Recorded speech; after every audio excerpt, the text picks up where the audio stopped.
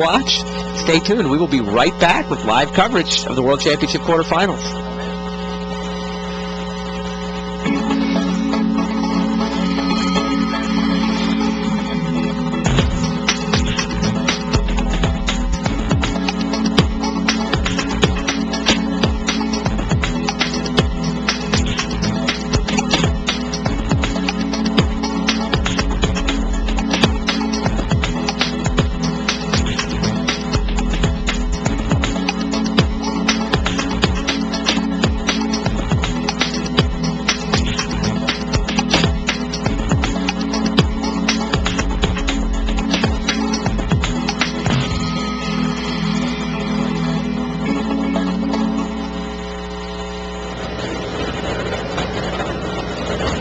Hello and welcome to the 2008 Magic the Gathering World Championships. I'm Randy Bueller. I'm here with Brian David Marshall, and we are getting ready to watch a star-studded quarterfinals. Great matchups all the way around the feature match area, and we are going to start on the match between Paulo Vitor Damarosa and Jamie Park. Jamie Park, the lone American in this top 8, is playing a 5-color control deck. Did not have a great performance on the standard day in this tournament, but he's hoping for a better result here. Facing off against him is Paulo Vitor Damarosa. DeRosa playing the fairy deck, the sort of omnipresent boogeyman of this standard format, and Paulo playing his 4th top 8, feeling pretty good about this matchup. And his 2nd top 8 this year. Yes. His previous top 8 this year came playing fairies. Fairies. So this is a deck he knows. A lot of people talk about what kind of play testing did you do for the format, and sometimes people, I didn't play test. Paulo's like, I didn't do a lot of play testing for this format because I know these formats so well. Yeah, it's true. He said, I know the fairy deck. I know extended. I just played in this Pro Tour, so I mean, he feels he's someone who feels very, very confident in this format. Jamie's playing 5-color control. He just evoked a Muldrifter and now is having his hand thought seized. Yes.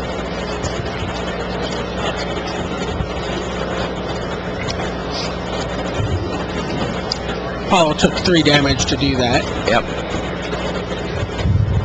Okay, Reflecting Pool, Cruel Ultimatum, Jund Charm, Muldrifter, Remove Soul, Remove Soul. What are you taking there? Probably the Jund Charm? Yeah, I was thinking Jund Charm. Oh, wait, nope, he's going to take the other Muldrifter. Yep, that's how that makes sense.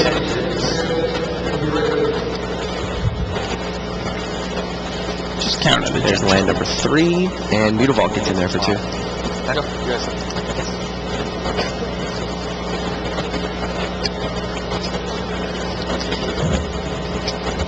How does this match usually play out? I mean, is Jamie happy to get to turn 4 with... I don't know how this match normally plays out. This one is very... This deck just doesn't look the same as previous 5-color control decks.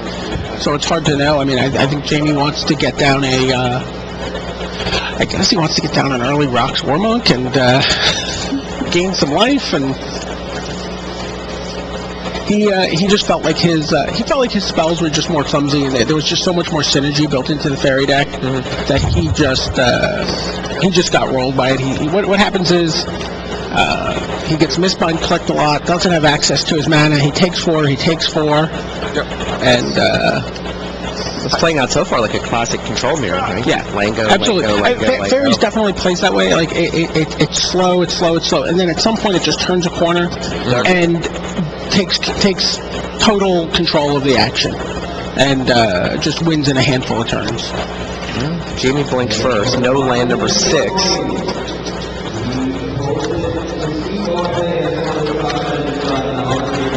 On the back table, Anti-Malan, it's got 2 copies of Bitter Blossom in play against Akira Asahara. That might be a little bit of overwork for his Pepper Smokes. Yeah, Asahara definitely set up for the mirror with 4 Pepper Smokes in his main deck, but it doesn't sound like it'll get the job done against double Bitter Blossom. What do you think of Paulo's decision not to attack with Mutavaults? He's just sitting with untapped mana instead. Seems fine to me. I mean, if you're playing a control matchup, I mean, what the worst thing that he can do is get caught and not be able to win a counter war. Paulo ran out of land at 6, so somebody's going to have to blink soon.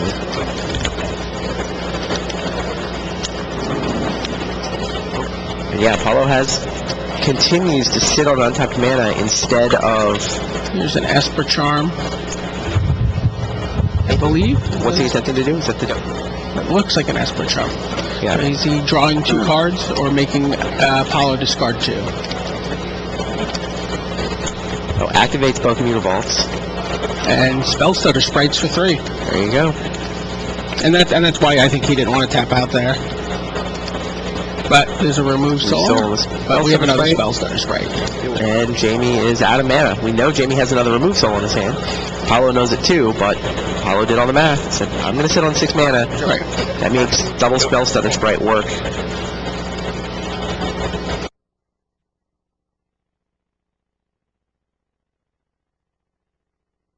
During your end step, I'll pick a fight.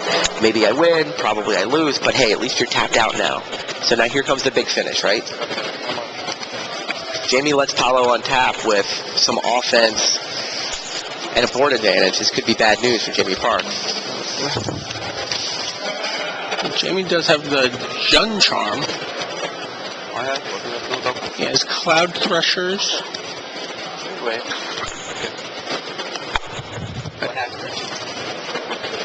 Have 6 or 5. Jamie's got 6 cards in hand. He could have anything here. Right. We know he's got a remove soul. We know he's got A Jun Charm. a Jun Charm.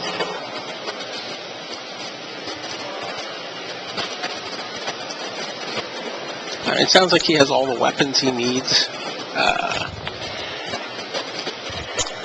It's like 1, 2, 3, 4, 5. He's gonna play Muldrifter for full for value. 5. Go up to 7 reasonable. cards. It's big enough to block his Spell Stutter Sprite. Draws a couple of land. Draws a couple cards. One of which is land number 6.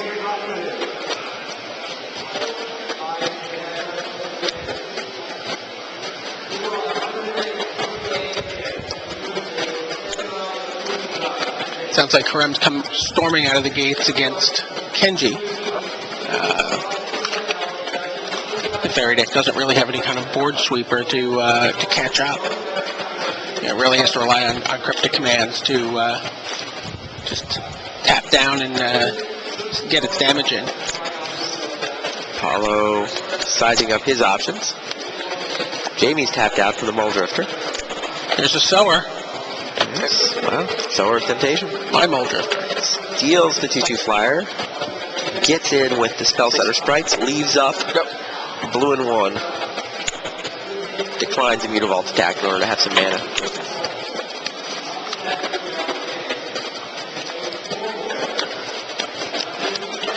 Jamie has to make an attempt at Cloud Thresher here.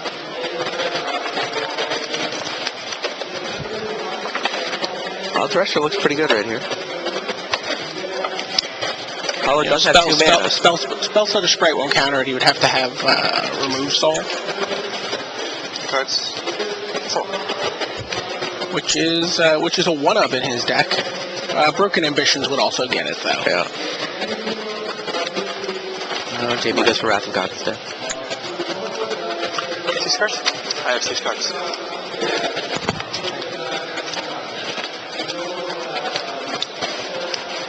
All right. Interestingly, Wrath of God would have been more easily spell stuttered. But he still can't do it. No, he does. He can do it. Yeah. Oh, Hannes Karim has taken game 1 from Kenji Samura. Gifting deck came out of the gates fast. Cloud Goat Ranger et al. Kenji's Fairy deck could not recover. Karim, the lone rookie in this top 8. Everybody else played on Sunday before. Yeah, not even just rookie, right? These are all season better. I mean, Jamie Parks played in a World's top 8 in the 90s. Right. 6th place in 1999.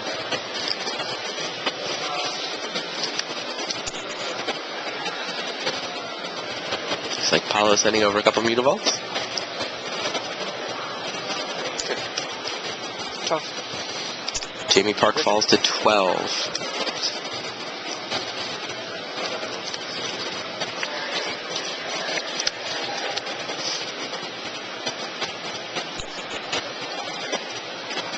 Hard time seeing the lands from here. Can Jamie cards. Play a Cruel Ultimatum if he has a 7th land.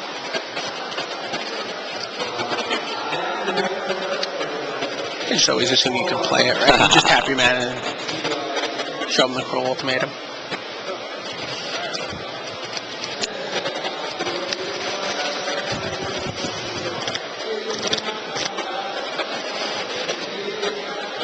Jamie's got to be thinking about what that 3 mana represents. Yeah.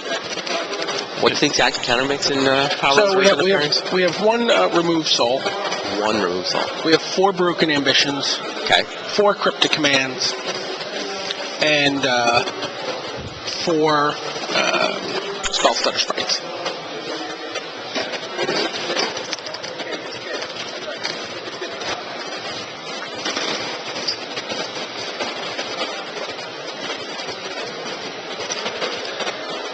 Jamie is not the fastest player. Now, with Karsten in the top 8, he can't be the slowest player.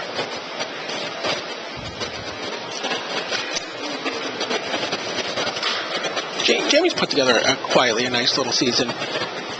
He had a top 50 in Hollywood, which sort of has carried him through the rest of this year. I'll take a point. Here comes Rock's War Monk. Go take one. 1 point of pain to make the mana work.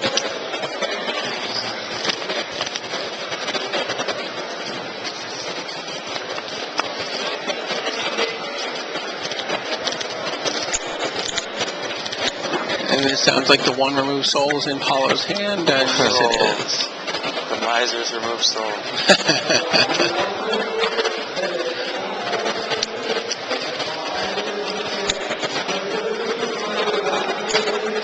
Yeah, Jamie knew the deck list. He knew there was only 1, so I think he's correct to not really play around it. Well, again, I mean, he's got Cruel Ultimatum. I mean, he might be fine with that in his yard. Coming back to his hand. 3 Mutavault now for Paulo.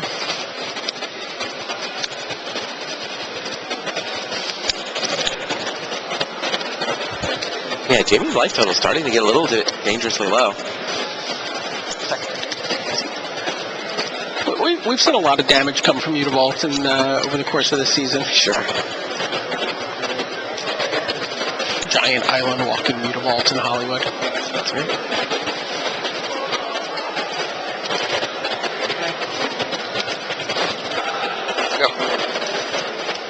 Paulo decides to send just 1 Mutavault. So Park takes 2 down to 9. And Tapping Paulo nary a leaves- blue source. Yeah, Paulo leaves 5 mana up.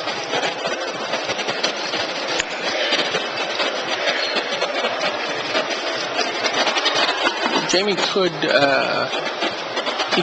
click Jamie in his upkeep, but it would cost him a Mutavault to do that. Jamie eyeing the Cloud Thresher that's in his hand. Cards full. Yeah, those Mutavault attacks get a little scary with that Junk Charm in Jamie's hand. Sure. Some instant speed land destruction. 6.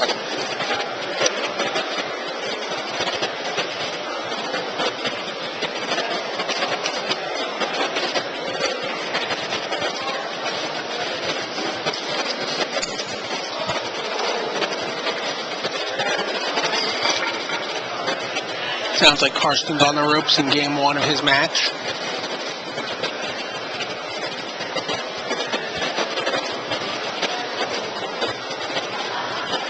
We can probably cut away to one of the other matches and come back for the rest of this turn.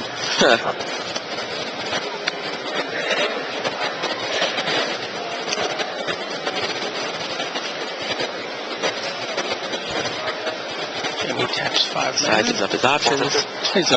Plays another Mulder. He wants more options. It's the 4th one, right? He evoked 1, got 1. 5. Yeah, that's his 4th.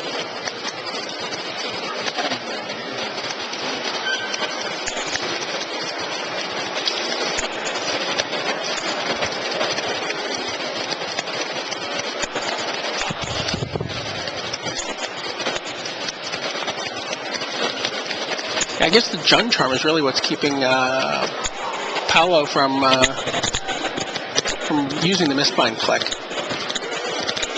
Sure. Take one. Looks like Paulo's got a cryptic command. Outside draw. Attempts to dismiss the Mole Drifter. Can't be entirely unexpected by Jamie. Paulo has steadfastly refused to tap his mana, and Jamie's got the negate ready. Draw 2. So Mole Drifter's going to resolve. Jamie is up several cards from a card advantage point of view.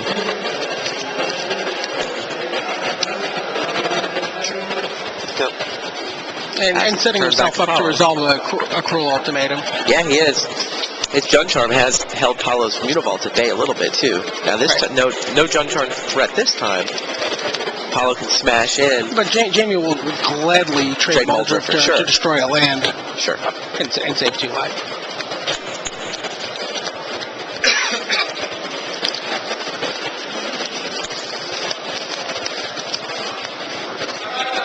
Now, of course,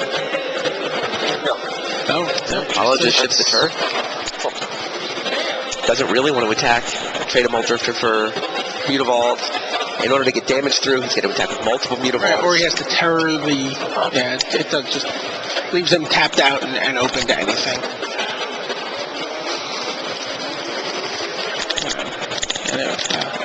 I mean, Jamie can't know it, but that I think he can just push his cruel ultimatum through here.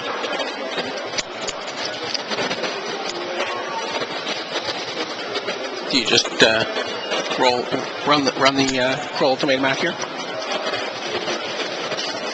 No, he doesn't need to. He's not getting attacked. He's up a million cards. I mean, Paulo's only got 3 cards in his hand. Jamie's got, I believe, 6. And, I mean, we have reason to believe it's all spells in both cases. So, Paulo takes a point of pain. Looks like he's going to try to terror Mole Drifter, opening up the potential ability to attack his Mutavault again. And Jamie is okay with Jamie's not going to get into a fight over that. Mole Drifter's done his job. Right. I think you go for Jun Charm here, even if it's only 1 Mutavault, right? Pick a fight over that, and then untap it'll pull Ultimatum. Sure.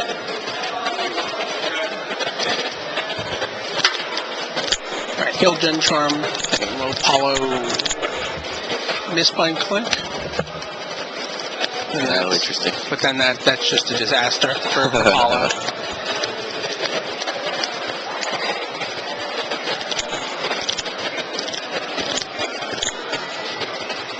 Paulo is definitely been stymied by seeing that Jun Charm.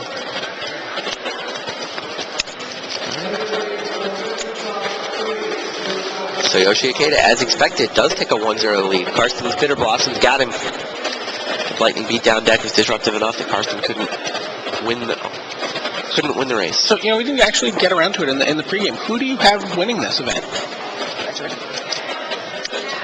I don't know. I mean, a fan in me wants Kenji, but I have trouble seeing it happen. I mean, I think Asahara's got the best route. Yeah, I do too. All right, here comes 1 Mutavault. Paulo knows there's a Jun Charm in Jamie's hand. He chose not to take it with his early thought seed. Took a Mole Drifter instead. But yeah, with the way Paulo's... I wonder how different this game would be if he'd taken the Jun Charm. Yeah, I mean, the way Paulo... He didn't have 3 Mutavaults at the time, but Yeah. he'd be in a much better position to just smash through with the lands. Yeah, I'm not criticizing the decision. I'm just wondering how it would have gone differently. Well, that's what they're playing for. World Championship trophy. Title. $45,000. 25 pro points. It's a big deal. And that go off to the left for the team trophies.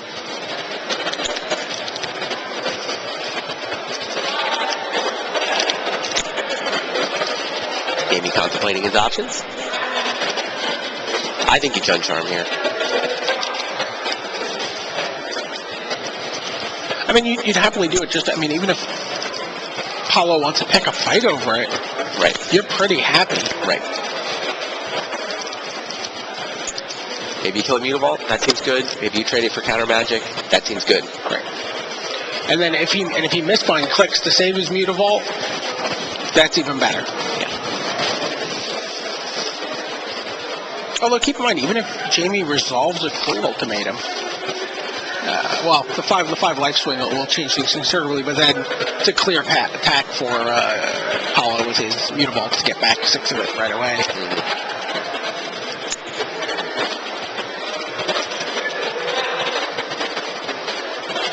Jamie just goes in the tank.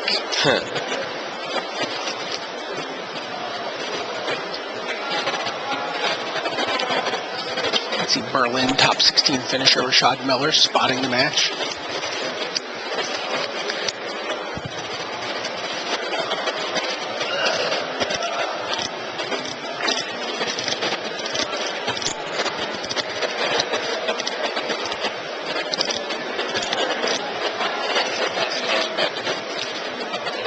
So it's interesting. In 2005, when we were in Yokohama, we had 3 Japanese players in the top 8. We had Kenji Samura winning Player of the Year. Yes. And we had Masashi Uiso on the national team.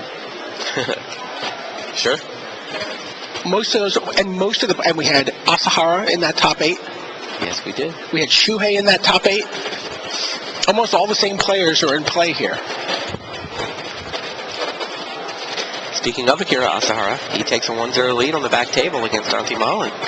Wow, he came through the double Bitter Blossom. That's fantastic. Had to counter a Cryptic Command to do it, but I mean, that double seems Bitter like Blossom not good enough. That seems like the worst possible situation for his deck. It seems like the one real area where he would not have that matchup advantage.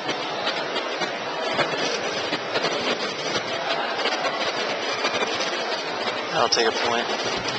Here comes Cloud Thresher. Jamie does not go for the Jun Charm. Seems fine. Instead, goes for Cloud Thresher.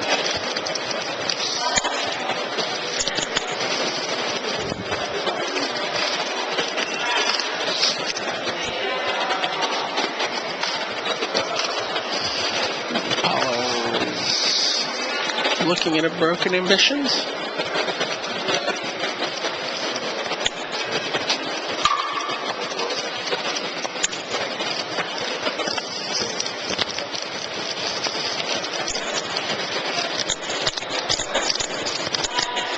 They both lose 2 life from the Cloud Thresher. Okay. Okay, Apollo lets it come into play. I'm at 6 or 13? Yes. Okay. The 2 life does drop them from 6 to 13, and Apollo just lets Mutavault smash into it. You're at, Plays the Bitter Blossom. Bitter Blossom.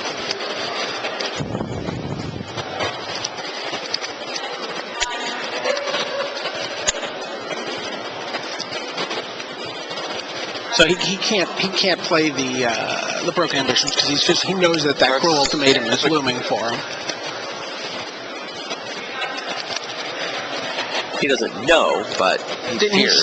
He did not see it in his opening. Okay. I don't think so. His opening assortment. Was it there? Yeah, he did. He did. Oh, so he's played the whole game knowing. Yeah. That's definitely been the game of chicken here. Sure.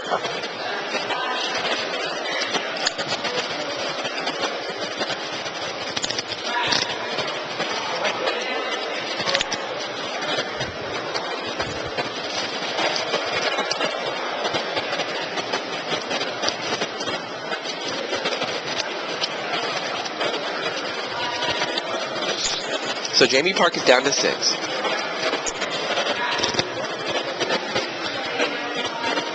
Paulo has played this whole game knowing much of the relevant contents of Jamie Park's hand thanks to an early thought seize. He's been playing around Jun Charm. He's been playing around Cruel Ultimatum. Jamie's managed to get a Cloud Thresher onto the table. He's got 8 lands. But Paulo's got up. It's Broken Ambitions. pretty difficult for Jamie to attack with his Cloud Thresher here. Yeah, those double Mutavolts on the other side are scary. Jamie's low life total. He really wants to resolve that Cruel Ultimatum. And that's what Jamie's trying to get a read on right here, right? He says, does he have another counterspell? Yes? And the answer always yes.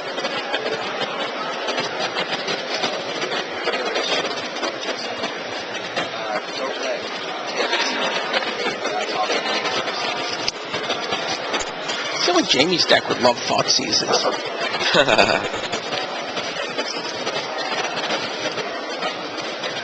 Or Peaks. He is going to attack the Cloud Thresher. Yep. I think that means he's going to go in with the... Nope. He's on the brink of attacking, but he stepped back from the brink.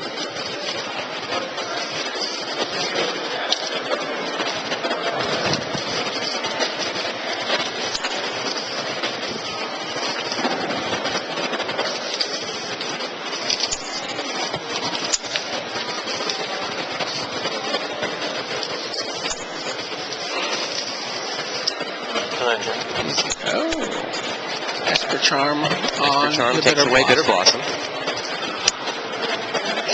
don't have damage. Wow, it's still pretty.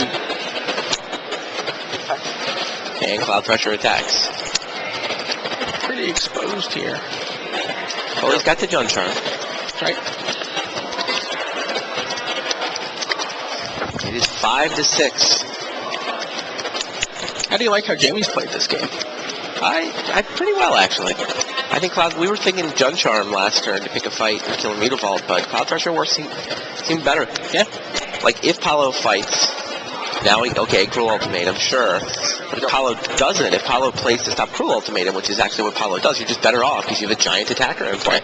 And you still get the Jun Charm back to stop the Mutavault attack. Like we just saw, Paulo declined a seemingly open attack because of the known Jun Charm. Yeah. I think Jamie's found a pretty good route through these turns. I mean, it helps that he drew all 4 Muldrifters. Right. Got to play 3 of them.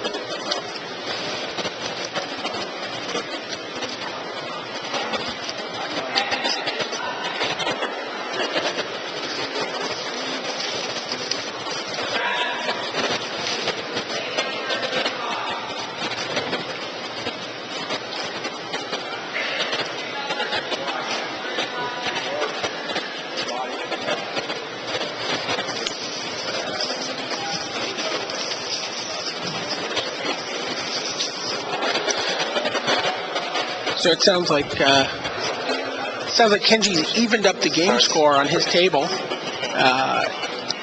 Infest out of the sideboard. Seems pretty good against the Kithkin deck. Yeah, you said that was a bad matchup for Kenji, but you didn't tell me he had Infest in his sideboard. He does have Infest. 3 copies of Infest seem very relevant against Kithkin. Yeah. And they play 4 out of 5 sideboarded, so. They do. Again, Kenji didn't think it was a great matchup. But that was a double Infest.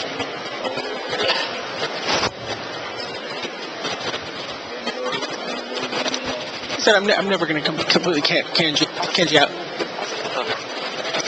Judge stepping in to give Jamie a caution. He needs to play faster. That's what she said. Yeah. That's the shirt Jamie was wearing yesterday, right? Yeah. Attackers. Cloud Thresher heads over again. Paulo is obliged to attempt to block with Mutavault. Now the Jun Charm here.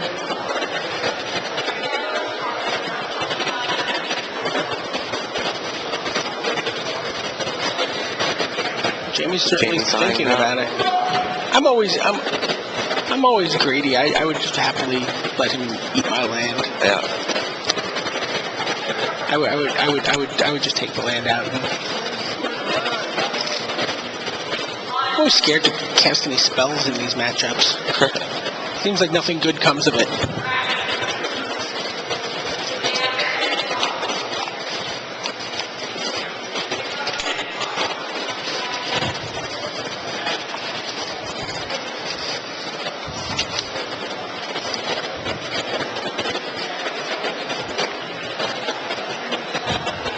Sounds like Jamie is going to go for the Jun Charm here. That's a creature. Okay. Jun Charm. 2 damage though. But the problem here is that he's going to be able to Mistbind click, tap Jamie out for the rest of the turn. This is middle of the attack phase, right? Yes. Jamie's still got a grip of 4 cards, though. Mana? Mana? Sure. Paulo just pulls a mana and goes to activate the other one.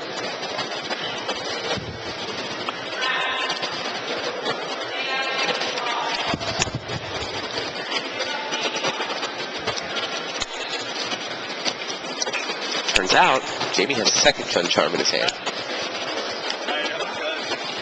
I think I saw the same thing.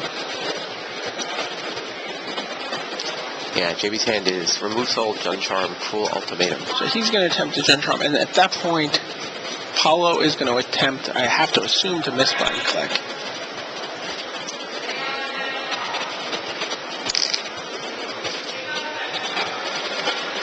Chun Charm.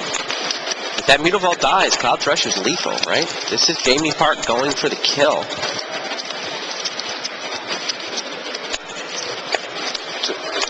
Paulo plays Broken Ambitions for 2.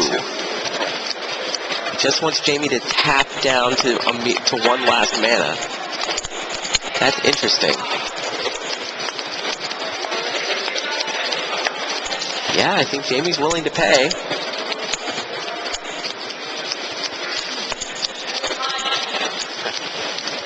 Yeah, there you go. Jamie Park manages with 2 Chun Charms to force through Cloud Thresher. Never needed the Cruel Ultimatum. It sat there in his hand the whole time. The threat of Cruel Ultimatum combined with the threat of Chun Charm, Paulo did his best, but he just could not play around all those threats. Yep. All right, I think we're going to go try to catch the game 3 between Kenji Samura and Hannes Karem at this point. So we'll keep an eye on Paulo and Jamie as they sideboard up. Jamie Park takes a somewhat unexpected 1-game lead in this match. And we'll keep you informed.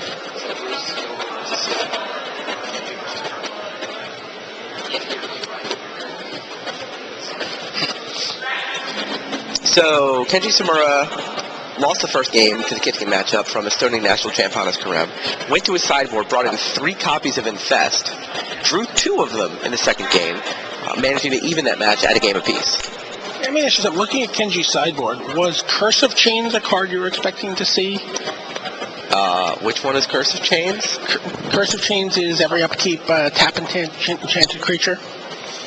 Oh, interesting. I mean, there've been a lot of cards like that printed over the years. You always feel like there could be some scenario where this card actually does get played, but no. I'm going to say no.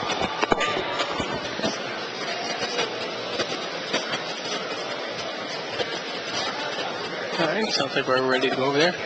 A sharply dressed Kenji Samura. Yep. There you get a look at Hannes Karem, Estonian national champion on the left. Less sharply dressed. Kenji Samura. Yeah, I agree. Looking pretty sharp on the right of your screen. Kenji playing in his 6th top 8, the most of anybody playing today. Hannes Karem playing in his 1st top 8, the least of anyone playing today.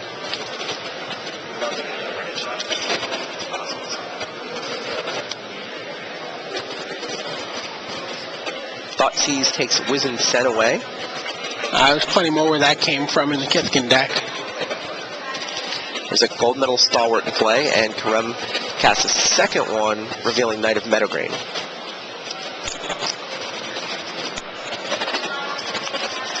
Secluded till untapped for Kenji.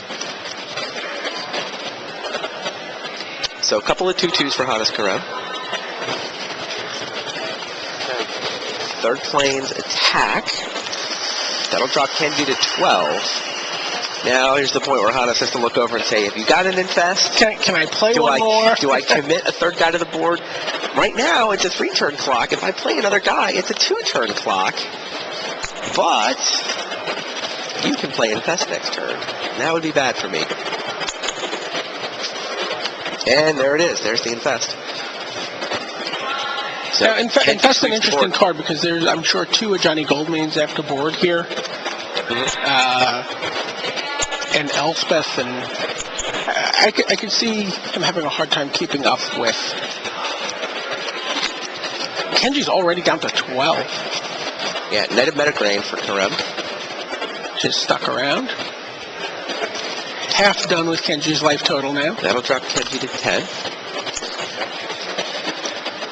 Oh, Ranger of Eos, but that gets Broken Ambition. That makes sense. Wisdom Sen beats Thoughtseize on the Clash. Kareb trying to figure out, do I want Wisdom Sen? I choose first. His Ranger of Eos has been countered. He does have a Knight of Metagrain in play. Pushes to the bottom. And Kenji pushes Thoughtseize. Alright, it's one Knight of Metagrain for Hannes Karem, and nothing but lands for Kenji Samura. There's a Johnny. Karem hoping. This is the peaceful, pre-vengeful Johnny. Yes, indeed.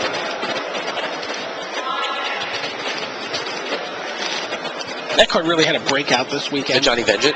Johnny Goldmane, too. Yeah, both of them. There were Johnnies everywhere. Johnny Goldmane's in all sorts of hype decks. True. Alright, Kenji, he's got to counter a It Johnny. seems pretty clear that you have to counter. Alright. Broken Ambitions for one, and Karem wins the Clash. With a Figure of Destiny, I believe, on top of his deck. Yep. Okay. Karem keeps the Figure of Destiny, Yeah, Kenji absolutely. pushes the Go to island. the bottom. Knight of Metagrain gets in there, dropping Kenji to 8. 24.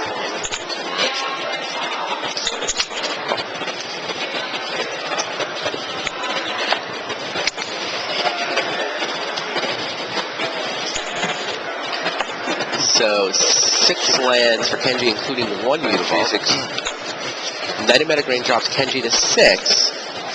And here's Revelark. Oh, there's Cryptic Command. Bounce or counter? Bounce or draw a card. Obviously, you're countering Revelark. Decides to draw a card. Yeah.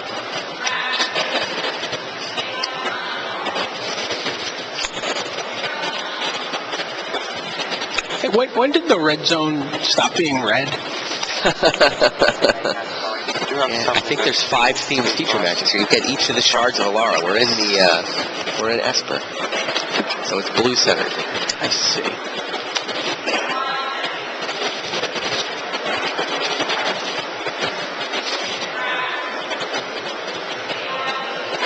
Kenji's just so calm.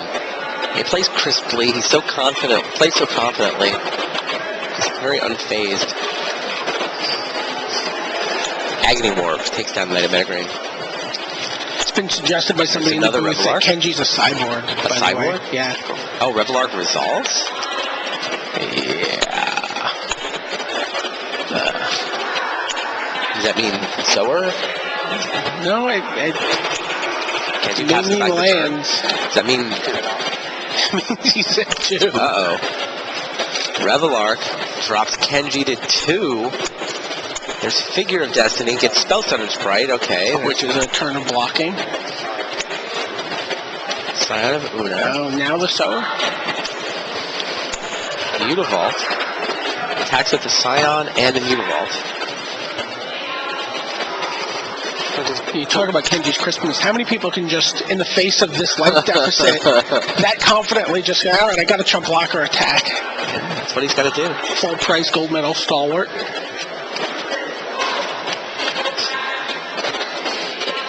Yeah, second Mutavault. Kenji's on 2. Both of those creatures are lethal.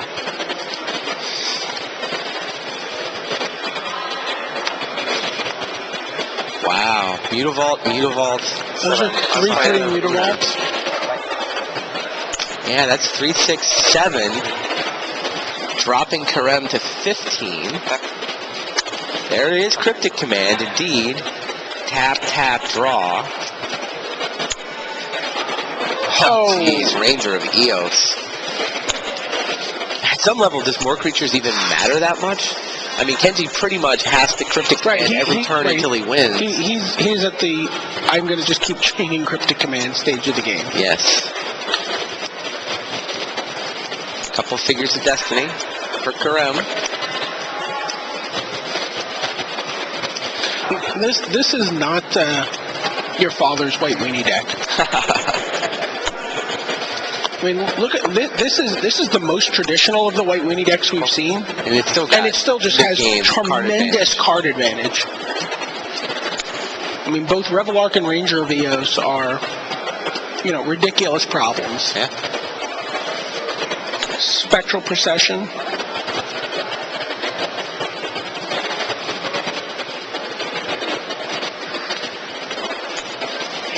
All right, Kenji eyes up his options.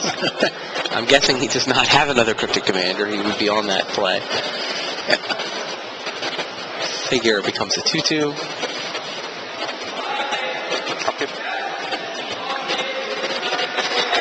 If you had something to do in your upkeep, he'd have attacked you. Yep.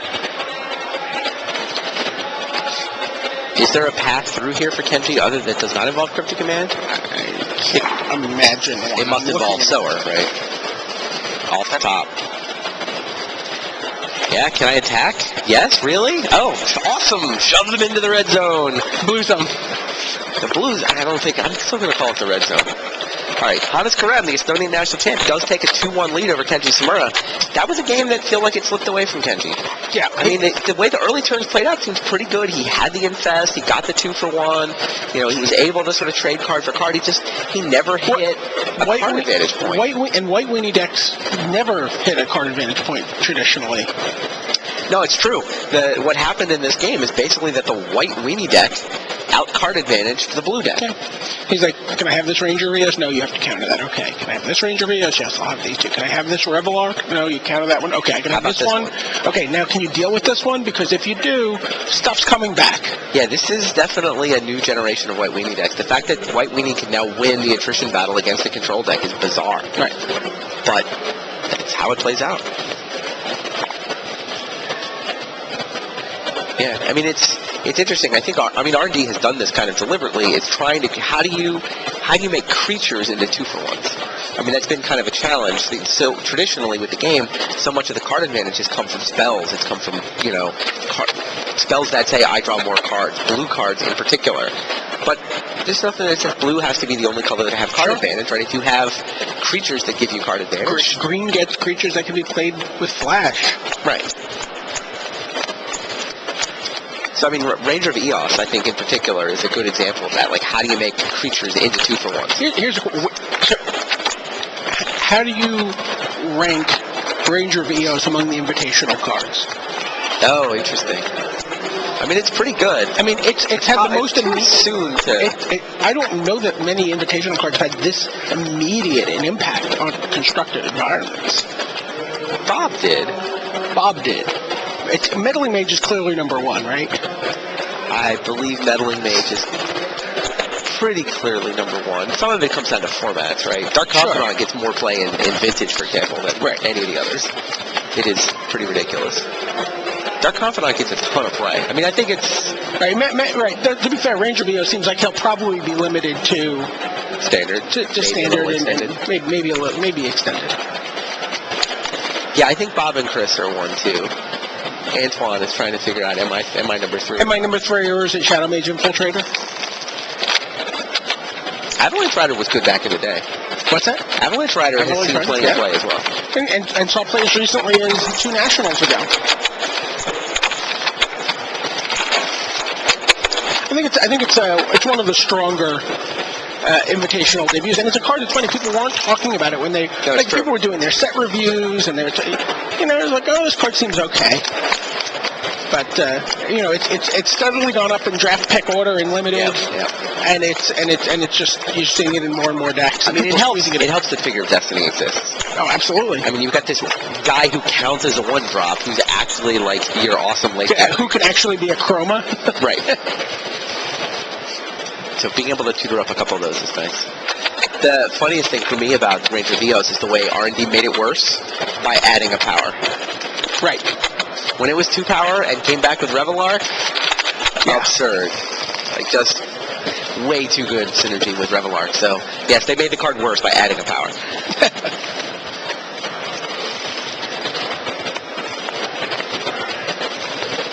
Have you had an opportunity to draft a Ranger Vios at all yet? No. It's really, even if you have 2 or 3 I was guys, watching Olivier draft yesterday, or I guess day before yesterday. He didn't draft it. I think he felt guilty. He's like, oh, they're watching my draft.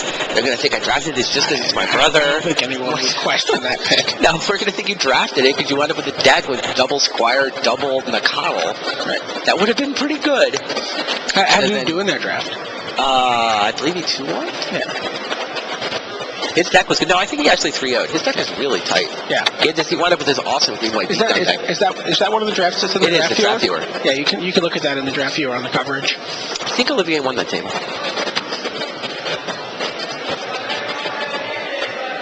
That's All right. impossible. Kenji Samura is forced to mulligan in Game 4. He's down 2-1. He's got to win the next 2 if he wants to advance to the semifinals. Quarterfinal departure would be unusual for Kenji. In his 5 previous trips to the top 8, he's 4-1 in the quarters. Wow. He's not 1-1, but he doesn't get knocked out, in the morning either. He's mulliganing here. So around on the other tables, Jamie Park has got a 1-0 lead on Paulo Vitor Damo De Rosa. That's 5-color control versus fairies. But De Rosa has Jace Beleren in play in Game 2. Meanwhile, Tsuyoshi Ikeda has just taken a 2-0 lead against Frank Karsten. So Ikeda's Lightning beatdown deck, kind of black-red aggro, was expected to have a good matchup against Karsten's fairies. And that's exactly how it seems to be playing out. Ikeda with the 2-0 lead. Antti Malin is down 1-0. Asahara has a 1-0 lead, but Antti Malin has a Jace Beleren of his own in play. So Malin looking to try to take Game 2 there. Then again, the word we heard from Game 1 of that matchup is that, hey, Antti Malin's winning. He's got double Bitter Blossom. Here, Asahara just doesn't lose the mirror. Right. He won the mirror 4 times on the standard day. 4 times in 8 games. Yeah, he went, on the whole day, he was 6-0, 12-0. Yeah. That was Akira Asahara's Thursday. Asahara gets lost in the shuffle of a lot of Japanese superstars. This is a guy who always builds, very interesting decks, and is just constantly thinking about Magic, and is never content to just do what everyone else is doing. Yeah, I always think of him as, he's more of the Tsuyoshi Fujita mold than the Oiso Samura mold, Absolutely. where he's known more as a deck builder first, and he's a good pilot. Like, this is his second top 8, not as good as a Samura or an Oiso, but plenty good enough to play on Sunday several times over the course of his career. Speaking of Tsuyoshi Fujita, he is represented in this top 8. Of course he is. Tsuyoshi Ikeda always plays Tsuyoshi Fujita's decks at these events, and he's playing the Lightning Beatdown build. He's running his. So Antti Malin does take a game, so Asahara loses a game of the mirror for the first time. It's his first standard loss. Yeah. Meanwhile, Kenji keeps 6 cards, leads with a tapped land and a turn 2 Bitter Blossom. Figure of Destiny comes down for Hannes Karem.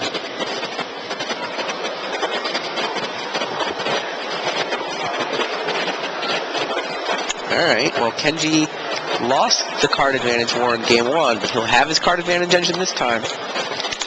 Wiz and Sen for Karem. He's coming out fast. This game threatening to be very fast and brutal and bloody.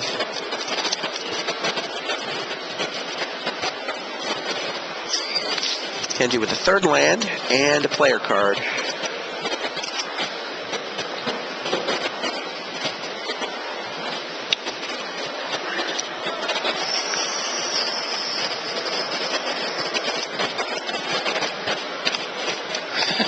Shrug attack. Shrug attack. Oh, Cyan of Una comes down, which will allow that Fairy Rogue token to trade with the Wisdom Sen. Figure of Destiny hits for 2.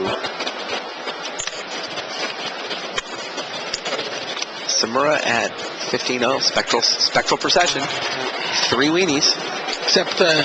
Except we're spitting out a 2-2 on the other side of the table every turn. Yeah.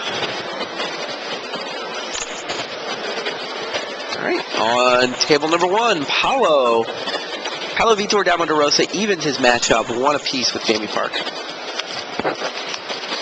Mistbind clicked his way to that victory. I think Jace did the real work. Mistbind click just came down and got the glory at the end.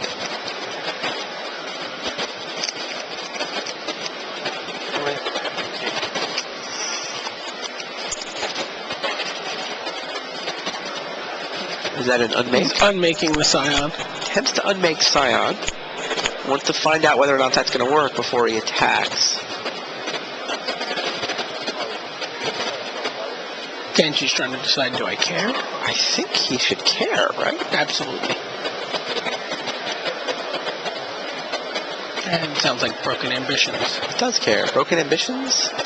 They clash land versus second Scion. Second Scion seems pretty good. Yep. Karem pushes a land. Kenji, I believe, is going to keep a Scion. Did Karem forget to mill 4 cards there? Yes, he forgot to mill 4 cards. What? I don't know. Yeah. Oh, yeah. Kenji kindly reminds him. He might not have wanted to put the heights on the bottom there. I don't know. Here is another Heights. Or the card advantage from this Gifted deck. So Windbrisk Heights comes down, allows Karem to put a card, one of the top 4 under there. Turns out it's Cloud Goat Ranger. Now, at some point later in the game, if Karem manages to attack with 3 creatures, not that hard to do in a deck like this, especially when after you've resolved Spectral Procession, then Karem will be able to play that card for free. Well, this game looks like it's getting away from Karem quickly. I think so. I mean, Kenji seems to be in good shape. The Well, second Scion, what does he do? means he's got 4 nice size blockers already. Everything's untargetable. Karem plays Ranger of Eos. There's no way he can out-card advantage of Bitter Blossom, right? Kenji lets it resolve.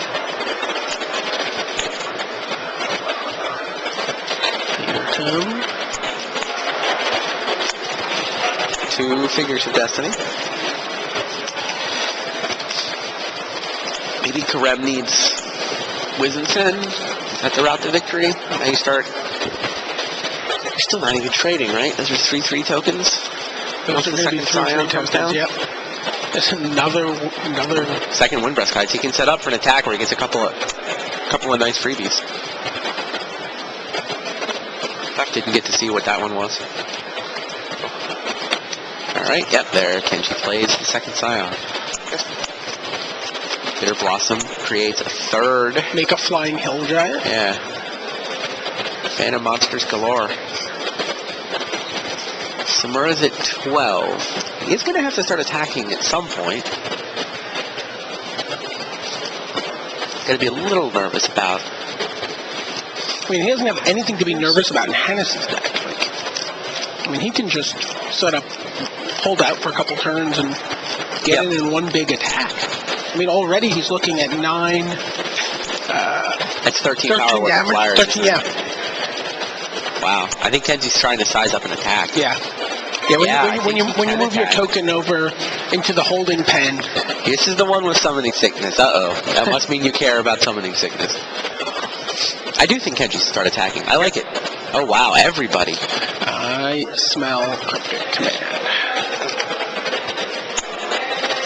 3, 6, 7, 8, 9, 10 damage. Half of Karem's life total is gone.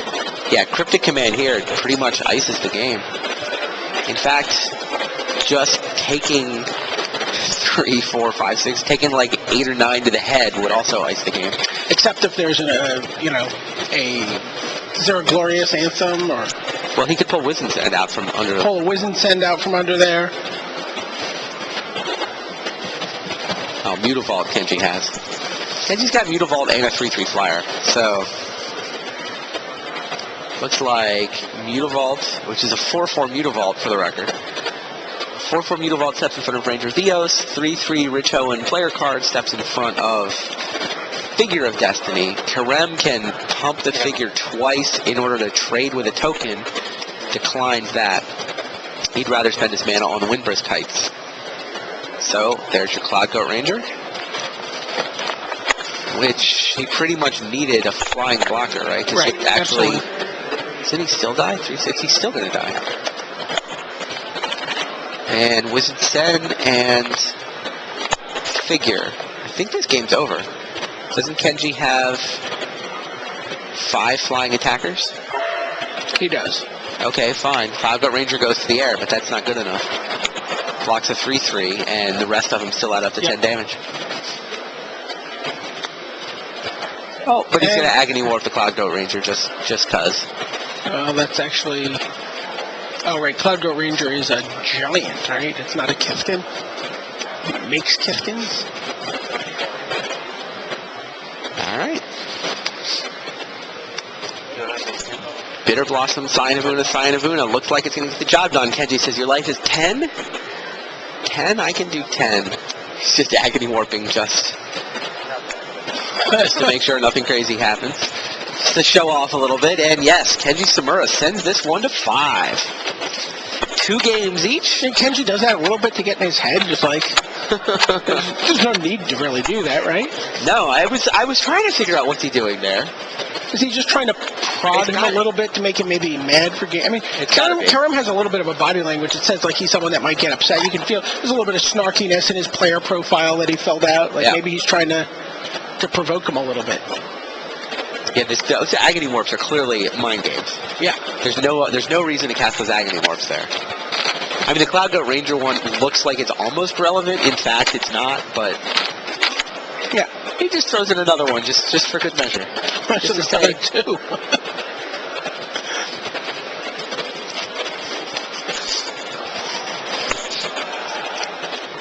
So it sounds like Jamie Park has brought in the Bitter Blossoms from his sideboard. Something he wasn't sure if he wasn't sure if he was going to do that or not when we talked to him at breakfast. It sounds like they put the Bitter Blossoms in the 5-color control sideboard, mostly for the mirror. Right. Playing against another 5-color deck, you really want a Bitter Blossom. Playing against the Fairies deck, I was like, maybe not. Sounds like when Jamie went to bed at like 1-something in the morning, the word was, no, these are not good enough for the Fairies match. But his boys stayed up playtesting all night, so yeah, they said, we'll figure it out for you. You go get some sleep. We'll let you know in the morning how you should sideboard.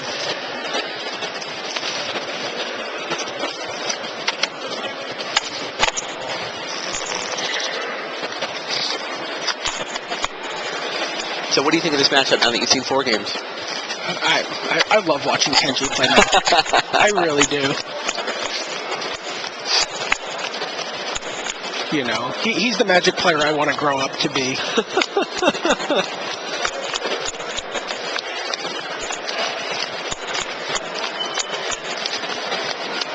Yeah, he's got such a great stage presence when he's playing. Yeah. You love the crispness of his decision making.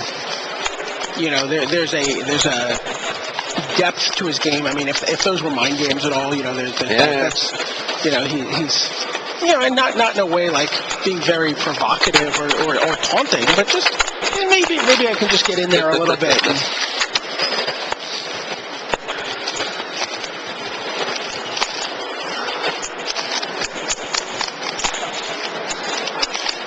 I mean, Karam has really acquitted himself quite nicely this weekend, though. I mean, he hasn't shown himself to be flustered, really. Sure. Yeah, he looks a little... He looked like he was feeling it a little bit there, but... Now, these guys played in the last round of the Swiss, right? I believe... I was so engrossed in Ben Rubin, Jamie Park. By the way, talk about your all-star, old-timer game feature matches. A 10-year flashback. It's 1998. It's Jamie Park versus Ben Rubin. You know, they were saying mud, cold, 17. You know, they were throwing around all sorts of old lingo. They were carding. Exactly. Yeah, so in the last round of the Swiss, Karam was on 40 points. Kenji was on 39. The line was going to be at 40, but it's like somebody at 40 was probably going to miss on tiebreakers, some one person. Kenji's tiebreakers were actually pretty weak. Right. So Kenji played the match. I don't know if Karam would have drawn. Probably Karam would take the draw to safely get to 41. Certainly. Kenji said, I need to win. In order to make sure to avoid the tiebreaker, the possibility of missing top 8 on tiebreakers. So Kenji played, and Kenji beat it. Yeah. Like, that was a 2 out of 3, and Kenji managed to win that. Winning both sideboarded games, by the way. He's won 2 out of 3 sideboarded games here. He's forced a mulligan in Game 5, and he mulliganed Game 4 and won that anyway. When again, I mean, his mulligans could also not be... You know, do I have land and spells? At this level, your mulligan has to be, is this a hand that can beat this deck? Right. I think it is one of the biggest mistakes that good players make that prevents them from being great players is if they don't mulligan enough. Right. They look at a hand that has landing spells and think, well, Yeah, landing spells. I have what I need to fight. You know. But a lot of times you need very specific cards or cards in pretty specific order. Or at least a plan, right? Yeah, absolutely.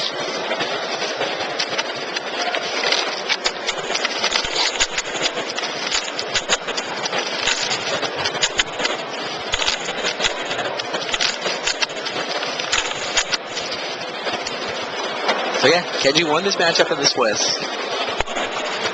He's won 2 out of 3 sideboarded games here. Well, that was but- extended, though. Oh, you're right. I'm sorry. He beat Karam, but not with. I mean, to be fair, he was playing fairies in that format You also. should see how I got confused. Karam was playing the elf deck. So it wasn't exactly this matchup. Yeah, what was Karam's extended deck? Elves. Yeah, he didn't play test a lot of extended. He basically said, what won the Pro Tour? Right. There was this big extended tournament a couple months ago. That tells us what the best decks are, right? Said he just put most play of his one energy those. into standard and limited. Right. And a lot of players do that. They say, you know, I'm gonna go to Worlds. I really want to get off to a good start. I want to do very well in standard. I want to do well in limited. If I'm in a position to do well on Saturday, I will get a good deck. The elf deck did just fine. I mean, there were 3 of these guys made top 8 with elves in their hands. More than any other deck. But then again, only 3. Right? It's not like elves were dominant. There were definitely a lot of things going on in extended. But one of them was, hey, there's a really good elf deck, and you should either be playing it or you should have a plan for how you're going to beat it. Take 2. All right, Figure of Destiny Wisdom Send for Karem. Comes out pretty quick.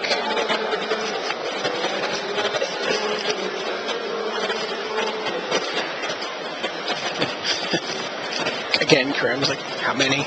Yep. Can I play? Yep. Yeah. I think in Pump the Figure sounds right. That's 5. Right.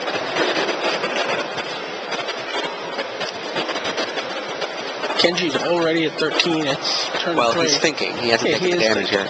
He could Agony Warp here. Could. Oh, yeah. Take nothing. Nope. But if he's got an Infest, then I think he should save the Agony Warp. I think. I don't know. 5's a lot of damage. No, I think if you have Agony Warp Infest, you probably Agony Warp, because then Karem will play a second creature for you to infest. Or he'll just sit on Figure of Destiny. Yep. Interesting. So he took the damage, and then when Karem passed the turn out of Fear of Infest, he chooses the Terror End Step. Yeah. It's an interesting play. Is he going to reveal for his blind? Reveal his spell setter. Right. So now Karem has only got 2 power. Kenji can survive another turn.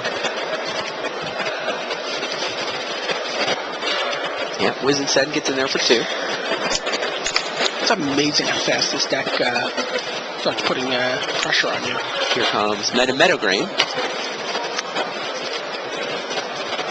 Kenji says okay. Sounds like Asahara's picked up his second standard loss of the weekend. Here comes Scion.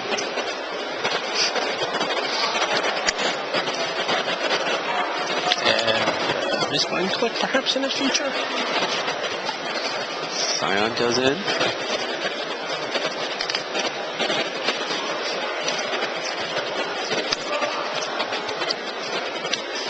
Karem sends his guys in. Threatening 5 damage, but we're... Oh, and getting through for 5 damage. Kenji takes 5 down to 6. Now here's Revelark. No, Broken Ambitions. Windbrisk Heights versus Broken Ambitions for the clash. Karem once again. It's like, if I ship, I'm going to get milled. Okay, this stays. And Krem figures it out. I'm going to think All about right. it that much. On the other table, Tsuyoshi Ikeda has taken his match, 3-0. Lightning sweeps Fairies, and Ikeda is through. He's our first semifinalist. If you're home looking for something to play in Friday Night Magic that beats Fairies, Yeah, apparently. this may be your list. Tsuyoshi Fujita has your answer by way of Tsuyoshi Ikeda. I don't think the... And there's the Infest. Kenji's certainly not afraid to go right to the wire. It's true. Spectral Possession resolves. 3 tokens. And is there a Windburst Kites yet? No, there's not. And she says lane go. Oh wow, Jamie Park has taken another game from PVDDR. Park is up 2-1. Kenji's got 2 cards in his hand. He sort of navigated these turns as well as he can. He got a 2-for-1 off the Infest, but he also had a mulligan, and he's only had the 1 2-for-1. So suddenly, again, the White Weenie deck with the card advantage plays like Spectral Possession, like here's 3 guys. Here's Cloud Goat Ranger. Okay, Broken Ambitions. Clash is Ranger of Eos versus Agony Warp. Okay, wins the clash. Keep the Ranger of Eos, obviously. Yeah, Karema clearly keeps Ranger of Eos.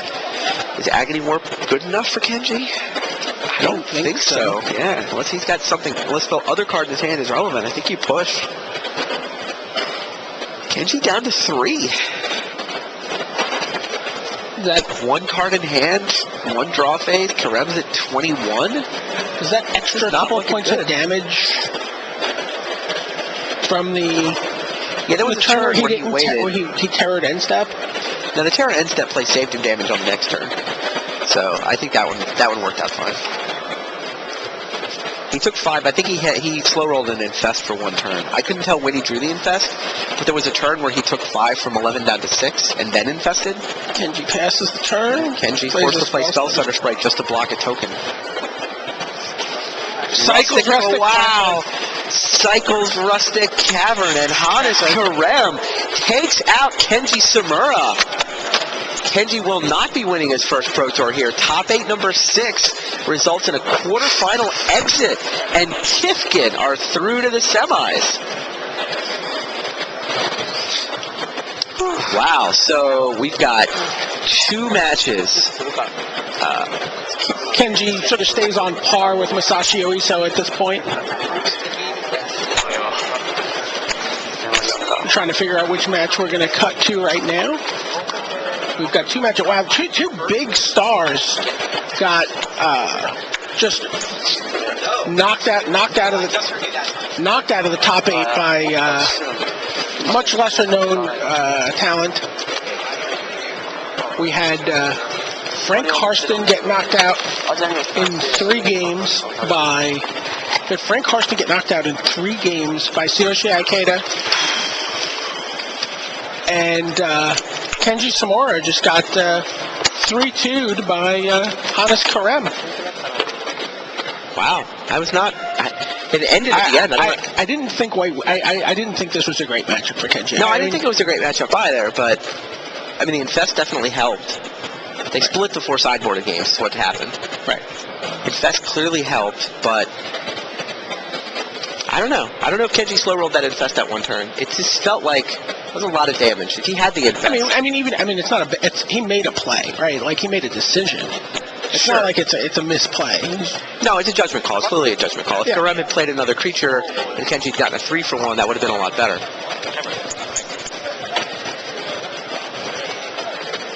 It sounds like we're gonna get a look at the Anti-Malin Akira Asahara match. That's the plan. They are 1 game apiece. No, Anti-Malin is up. Anti-Malin has taken a 2-1. 2-1 lead. That's right. Akira Asahara did not lose a single game of the mirror on Thursday, despite playing it 4 times. However, he's dropped 2 to Anti-Malin. That's Anti-Malin on the left of your screen. Last time we saw Akira Asahara on the right. Last time we saw Asahara, he was getting through to the semifinals of Worlds in 2005. Yeah, Asahara showed up with the John Finkel suit. look. Yeah. The tie. And now I guess he's got the, what is that, the Tony Soprano look? Is that Kenji's tie didn't work out. Two ties? I would have expected dressing up, putting on a tie to have a good record. Auntie Mullen's got a tie, Auntie Mullen's too. got the weird lumberjack slash. He's like the lumberjack executive.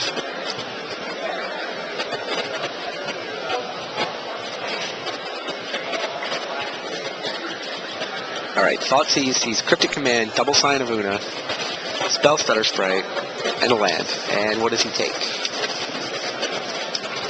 Takes the Bitter Blossom.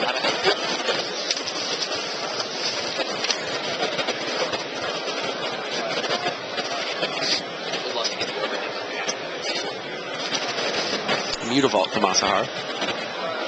Taking a look at some of the differences between these decks. Bitter Blossom from Malin. The big difference is certainly the Pepper Smokes.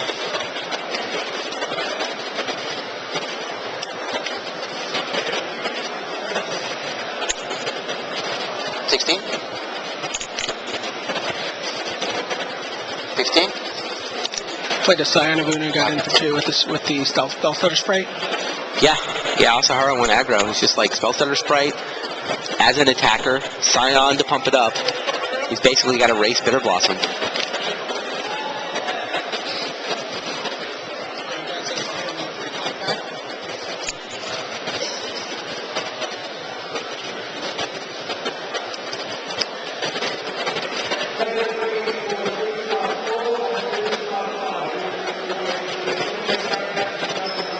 Do you think he can outrace Bitter Blossom? I mean, is that a realistic plan?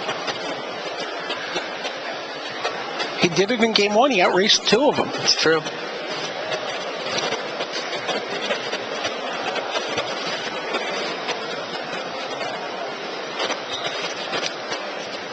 It's both players have one card that Akira Asahara has after sideboard that is not in Auntie Mullen's list is Still Moon Cavalier. Oh, which certainly races very nicely against the Bitter Blossom. Well, Auntie Mullen used an Agony Warp to dispatch that Scion of Una. So Spell Stutter Sprite back down to being a one power attacker. However, no third land for Auntie Mullen.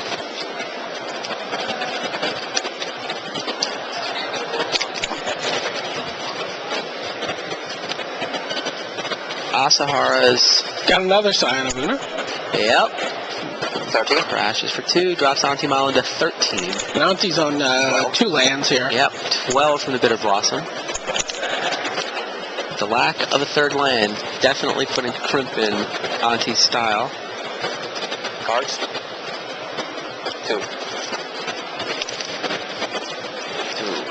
Asahara down to just 2 cards, though. Mullen's got a full grip of 6. Well, that's what happens when you're tight on land, right? Yep. Handful of awesomeness.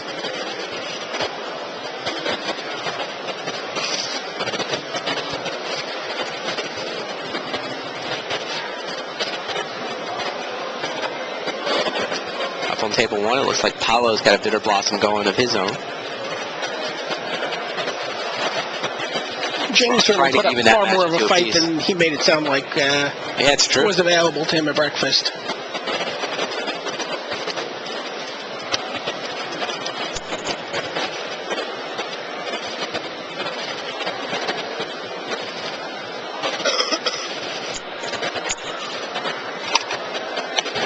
No, Jace is the answer. Auntie Mullen draws his third land, drops it, plays Jace to draw another card.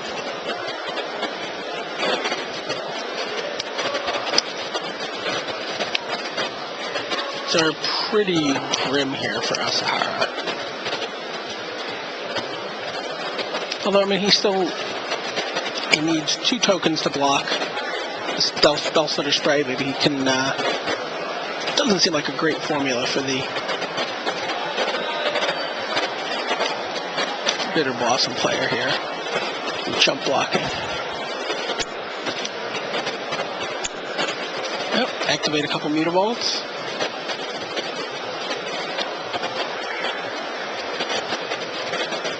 Does he attack Jace or Auntie?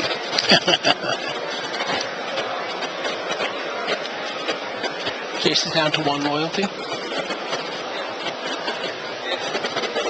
2 counter. 2 counter. Comes in with 3, right? Yeah.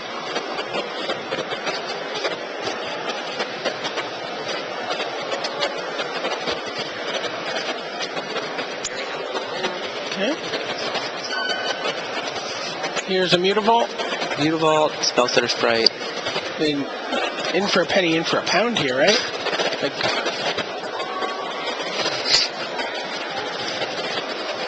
Asahara has so few cards. Maybe he doesn't care about Jace. Like, he's already behind. and by so many Mullen's down cards. to 12. Those Mutavaults are attacking for 3. Yeah.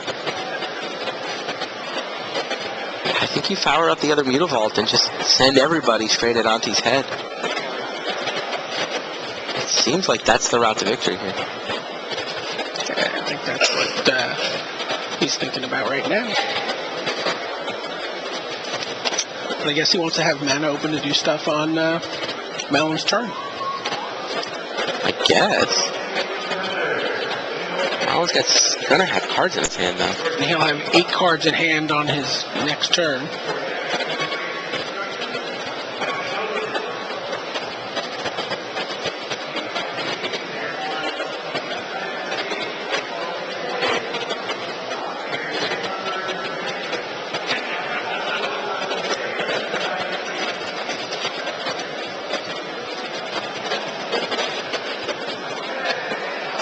I feel like you have to send in that other Mutavault.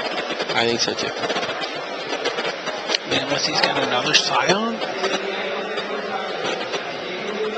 If you have another Scion, I think you attack with the Scion as well. I agree.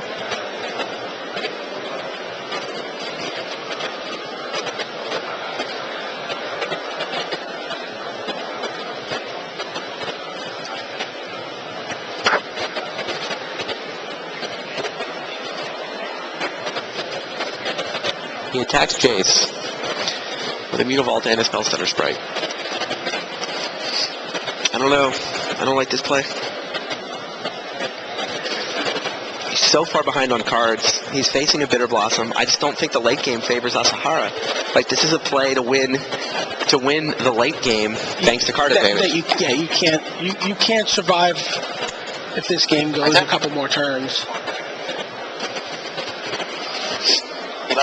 He does succeed in killing Jace. I mean, that's the good news, but the problem is, here's another Bitter Blossom token.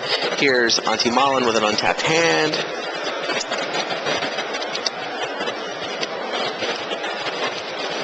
That 4th land is still eluding Mullen here.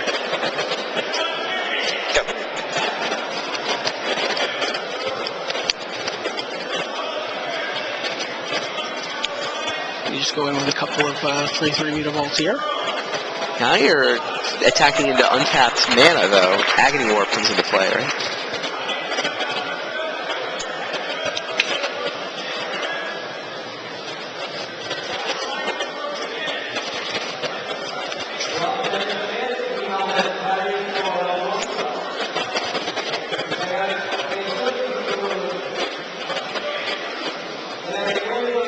One Mutavault. Just sending that in.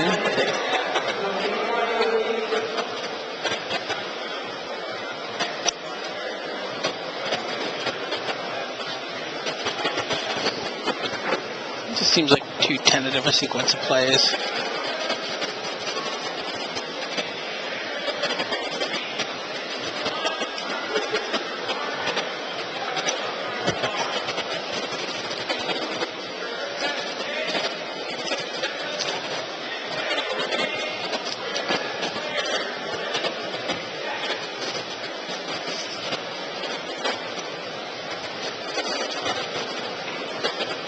What do you do if you're Mullen here? What do I do if I'm Auntie Mullen? I mean, aside from praying for the 4th land. I thought I saw an Agony Warp in his hand.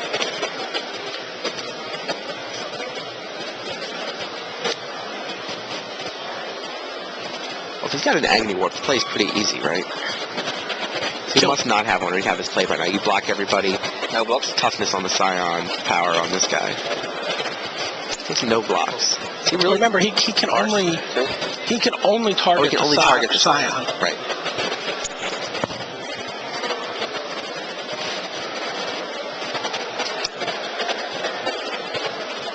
My turn. All right. He throws out a Spell Stutter Sprite just to get another blocker. And he's looking one. He's really hoping to sour that Scion. Sure.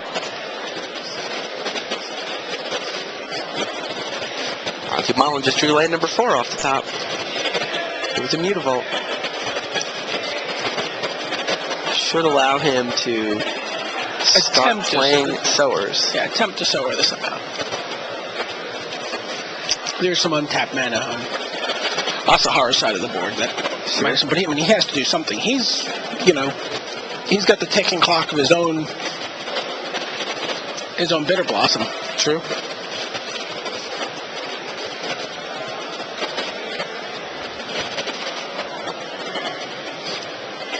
Thoughtseize in hand, which is nearly dead.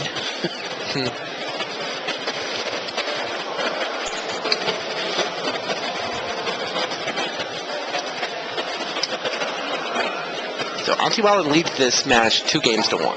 He's got to win this game or the next one.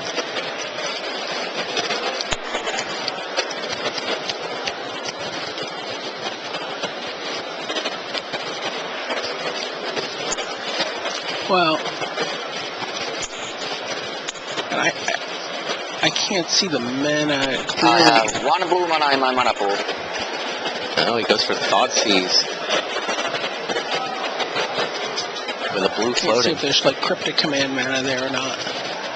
Looks like it might be a Swamp and a Mutavault. Oh no, it's not. He has Cryptic Command mana.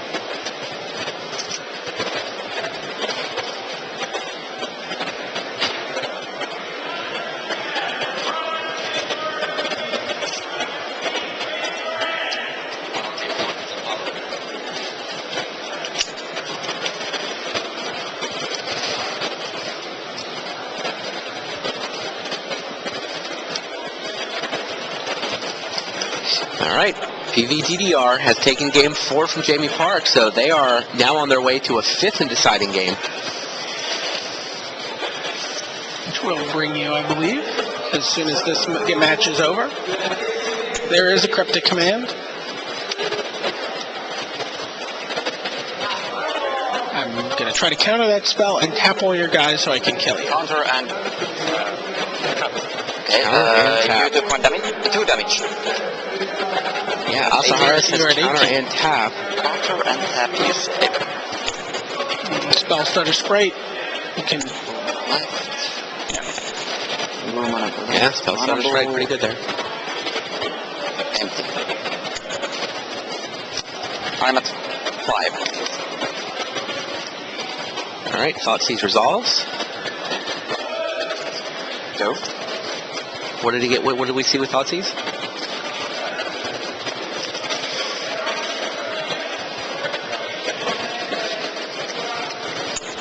How surprising.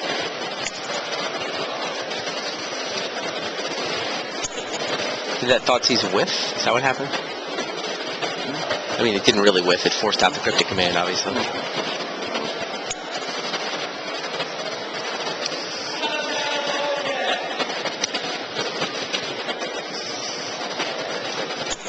Asahara activates Mutavault. Activates Mutavault.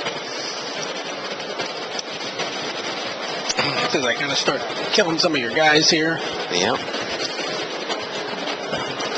It's a pair of 3/3 Mutavaults and a 2/2 Spell Stutter Sprite headed at Auntie Marlin.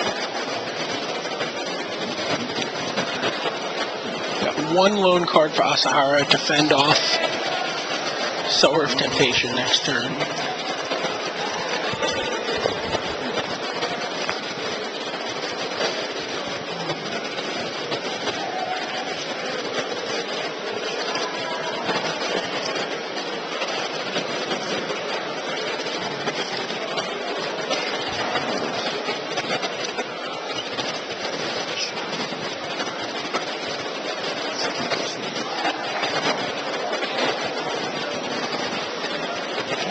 Marlin is not interested in taking damage here. No.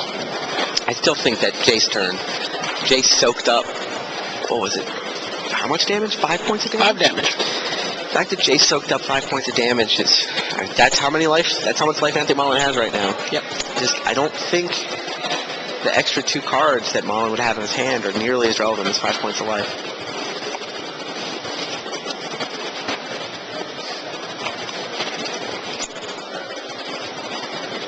I guess he would have gotten the 4th land 1 turn earlier. So he would have gotten to his sower, but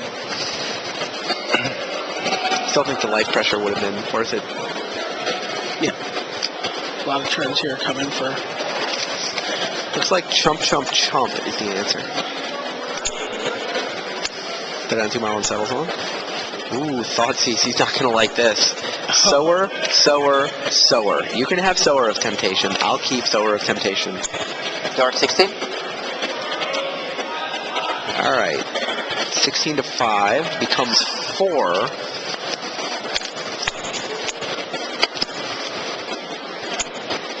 Sower is just gigantic here. Land off the top. All right, Anthony Mullen is able to steal Sower of Temptation, which is then going to allow him to attack. Sorry, steal Scion with Sower of Temptation. He's got to make sure he doesn't accidentally die to 2 Mutavaults and a Spellstutter Sprite. Token? I did. But he's also got to deal 16 points of damage before he dies to his own Bitter Blossom. Right. He has 4 turns to deal 16 damage.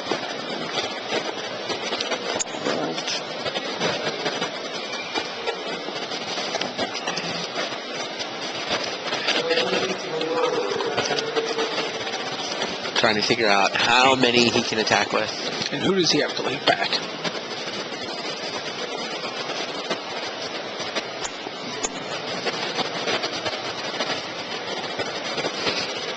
Interestingly, I don't think he was figuring out his attacks there. He was figuring out his blocks. Yeah. Pick one. 2. Yeah. Decides to attack with 14? just Spellstutter Sprite.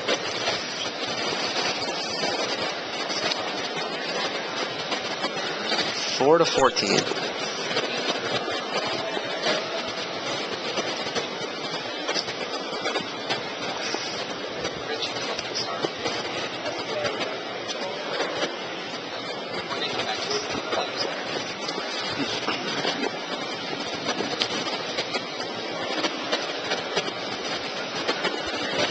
Does Asahara have any way to climb back into this game? And he needs a timely cryptic command. If he can get a cryptic command to resolve tapping his guys. Yeah, that would do it, because the 2 Mutavaults are lethal and Sower's never Right. going to steal them.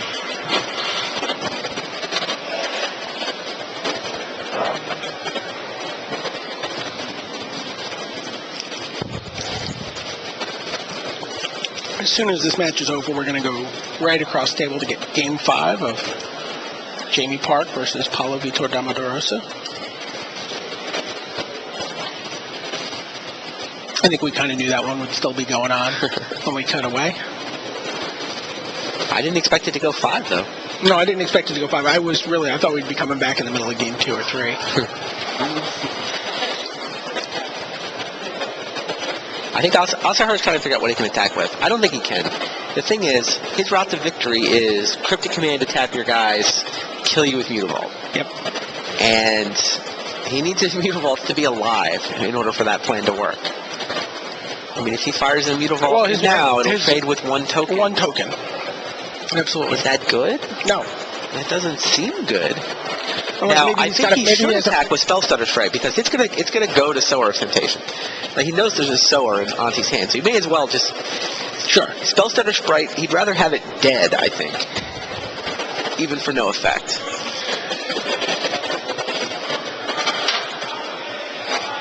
Interestingly, even if he had Cryptic Command right now, he could win. So, he must not have it. I mean, it must not be his 1 card in hand.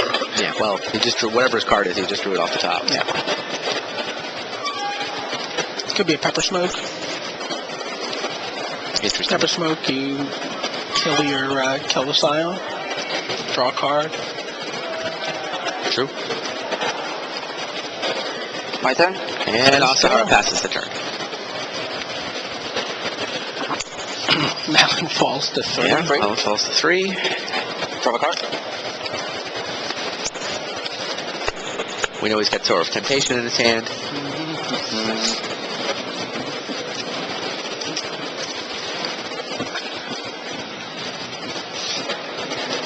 Now, keep in mind, if Mullen has a misbind click, he can actually champion the Bitter Blossom and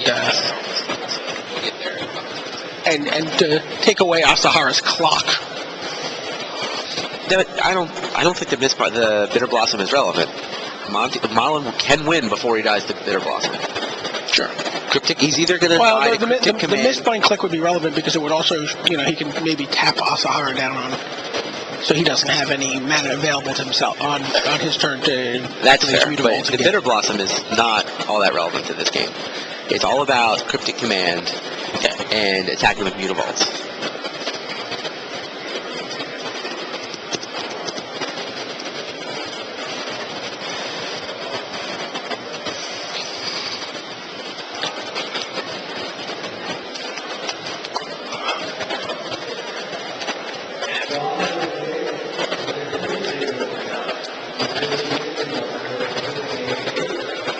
Just trying to figure out how many guys here. Yep. 3 of them.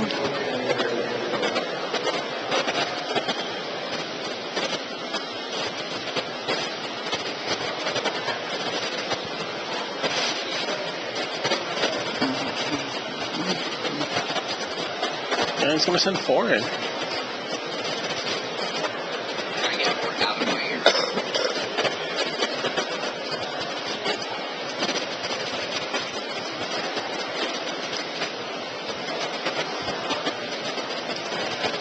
Here comes 8. No? Yes? Maybe?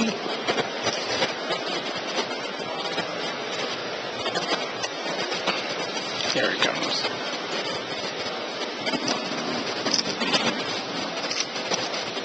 There's a lot on the line here for these guys. Definitely taking their time. How does that look? Does that fit better? Okay, that's the shoe he wants to buy. In with 3 guys.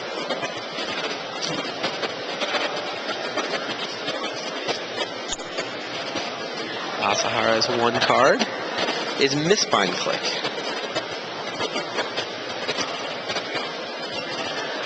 What does that do? Want to eat something?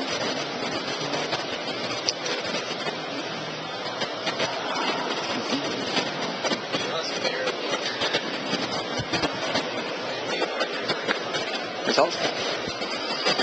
Misbind Click resolves. Eats the Spell Stutter Sprite.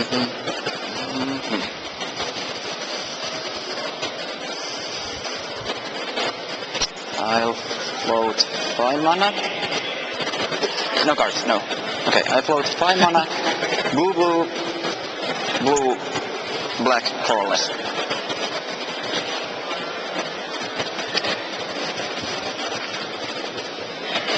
Floats all the mana. He's tapped out, but floats the mana. We know he has a Misbind Click of his own in his hand, so looks like that'll come down. So whatever he blocks, whatever Asahara blocks is going to get championed by the click. Yep.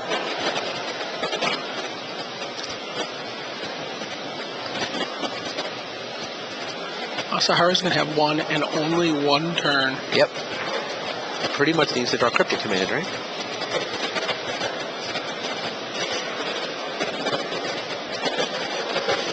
It would be enough provided the Bitter Blossom is still in play. He doesn't decide Well, to... but the click attacks are lethal. Oh, the click as well, right, correct. Right, he'll still have the click. I've already, written the click off to getting Sowered, but that's next turn, which may It's or too may late. not matter. Right, Malin's going to win if he gets to his next turn. Asahara's going to have to draw Cryptic Command off the top. Does he have enough mana to go Pepper Smoke into... Yes. No. 1 mana for Pepper Smoke. He 2 doesn't mana need for to Mutavault. attack with Mutavault. Oh, he can only attack with that, yeah. So he has two cards he can draw here, but it has to go in perfect sequence if he draws the Pepper Smoke. I don't understand what these guys are thinking about. This block isn't complicated. Like, what's... Cyrus just maxing his time in the feature match area. It's like, I don't want to go.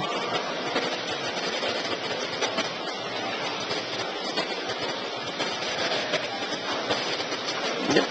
There we go. All right. Asahara decides to block a Spell Stutter Strike. Damage to stack. Damage Which to one? stack. Yeah. Damage on the stack. And yes, here comes that Spine Flip. Champion. He blocked one. Champion's the blocked one, of course. Violent. Activate do not mana burn, and you take 4. Down to 10. No mana left, right? Go. There we go. All right. What is Asahara going to draw?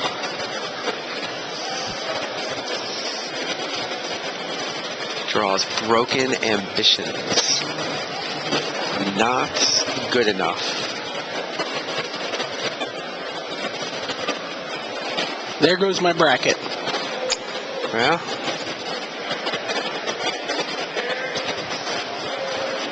tosses back. This is Bitter Blossom, drops Antimalon to 2.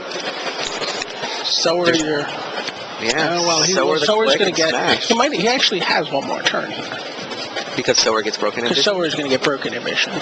And then he actually gets a Clash to look for the Cryptic Command. No reason not to play. I don't know what Mullen has to say about this. Man, unless he's... Oh, is he just dead?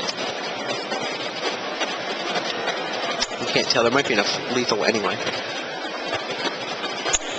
Sower does indeed get Broken Ambition.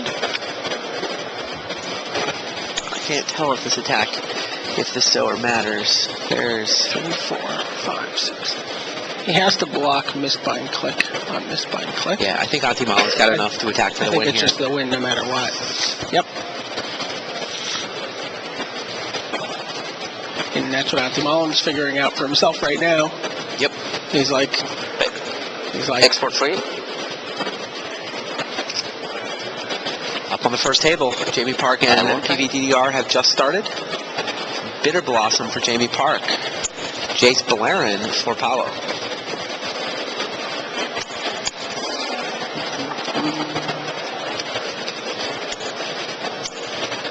Yeah, that's 10. That's 17 damage. Yep.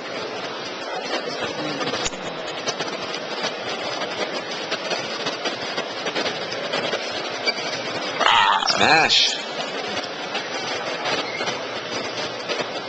Kira, what are you thinking about? The game is over. I mean, You have no cards in your hand. so you block Mistbind Click on Mistbind Click, which is a chump block. You block Mutavault on Mutavault, which is a chump block. And then 1, 2, 3, 4, 5, 6 guys get through.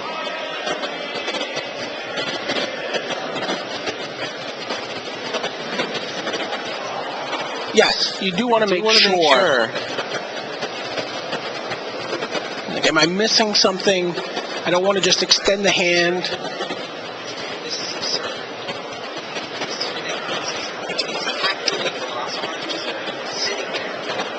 Oh, does he have a Fairy Conclave? Is Fairy Conclave underneath all those lands, is that actually relevant?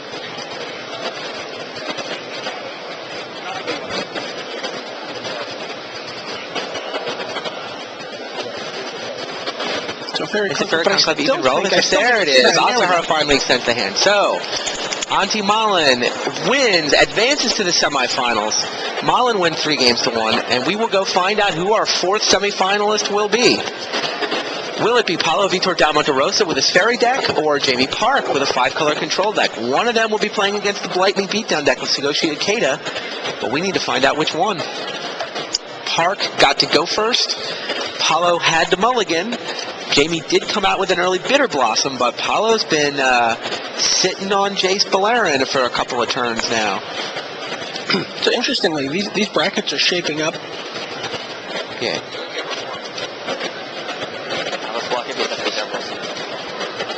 Shaping up to have a real impact on the Rookie of the Year race here. It is true. Hannes Karem can still win Rookie of the Year, depending on how the rest of today goes. So, Nick Castry was certainly rooting for Kenji. That didn't happen. Now here you see the board. Jamie Park's on the right. He's got Bitter Blossom and 3 Fairy Rogue tokens. PVDDR is on the left. You see a Thoughtseize in his graveyard, 4 lands, and Jace Beleren. How many counters on Jace? I can't quite see. 3 counters on Jace. Jamie, the American, he's been playing on the Pro Tour since he was a high school kid on Team Sped out of New York, about, 14, 15 years old. Now he's 27, he's got a career, still playing Magic. He's just kind of grown up around the Pro Tour, putting up his second top 8 here. First one since 1999. Paulo Vitor Damarosa, the Brazilian superstar in top 8, number 4. Truly one of the great players on this Pro Tour right now. Second top 8 of the year. Second time with a Fairy deck he's made top 8, actually. So life totals look like 17 apiece. Some Fairies are coming over to nibble at Jace Beleren.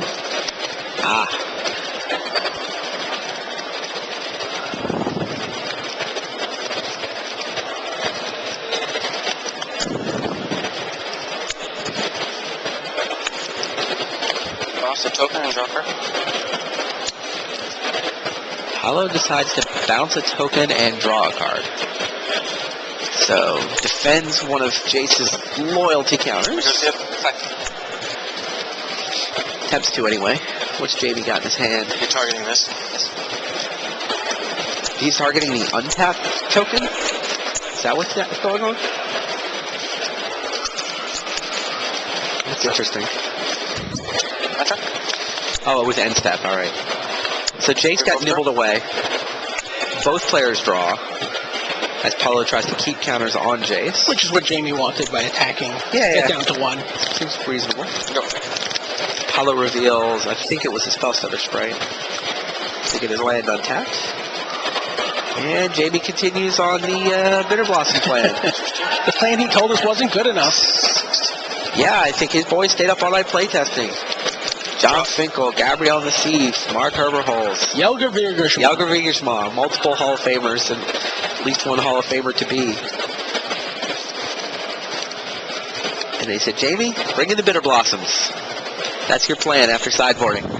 Now here he sits, 1 game to try to pull off the upset. Jace. And attacking Jace yet again. Jace takes 2, falls to 1.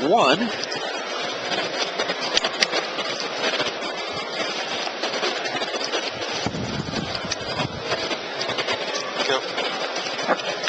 And Jamie ships the turn with 6 untapped lands.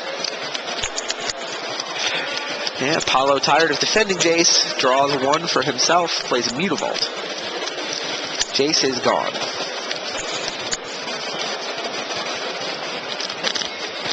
Discard. And Paulo forced to discard. A land. Wow. All right, Bitter Blossom takes Jamie to 15. 15. Fairy tokens are finally going to turn their attention to Paulo. Drop.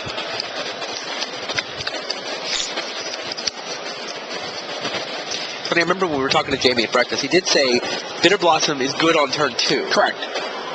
On turn 2, it was good in this matchup. He wasn't convinced it was good to draw any distance into the game. But this was a game where he did draw it on turn 2. Turn 2 on the play.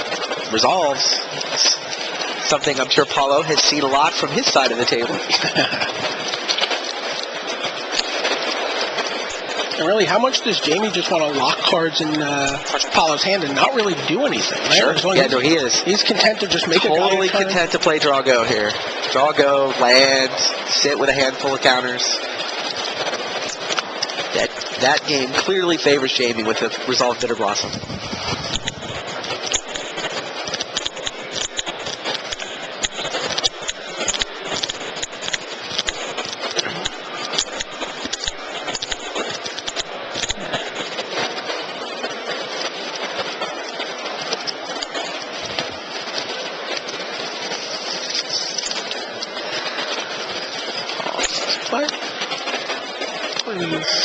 his own Bitter Blossom. Probably worth fighting over for Jamie, right?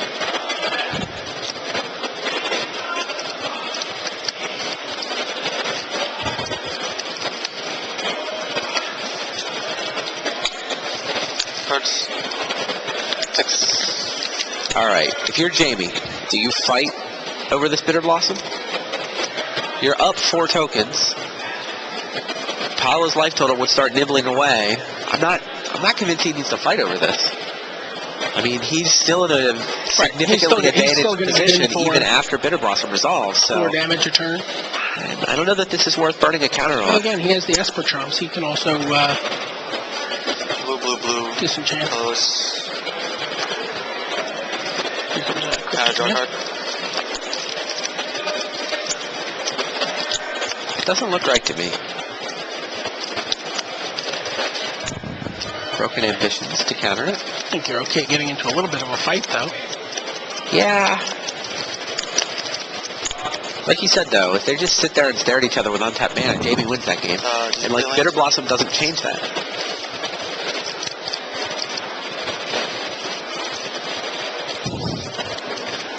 Paolo is tapped out now, though. Does Jamie have Cruel Ultimatum in his hand? I think he does. Certainly based on him asking, do you play land? Have you played a land yet? Wow. Okay. If Jamie is picking a fight to get Paolo tapped out for Cruel Ultimatum, then hats off to him and hello semifinals.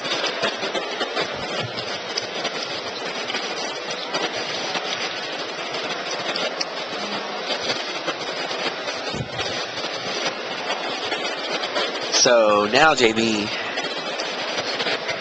has to decide what to do about Broken Ambitions.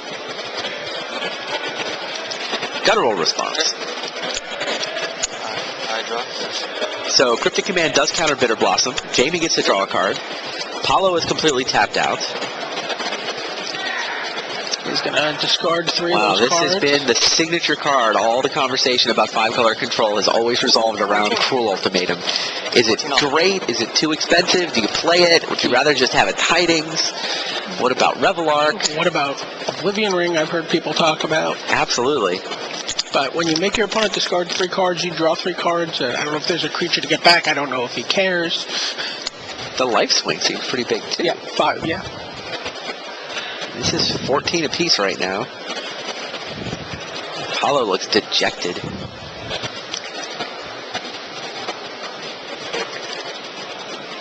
Yeah, Paolo stares over, looks at his hand. Cards.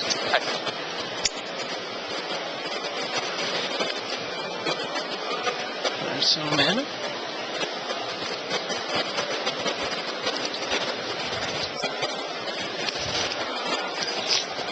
No? So, red, red. Uh-oh, red. Black, black, so I have red, Paolo red, knows. blue, black, black.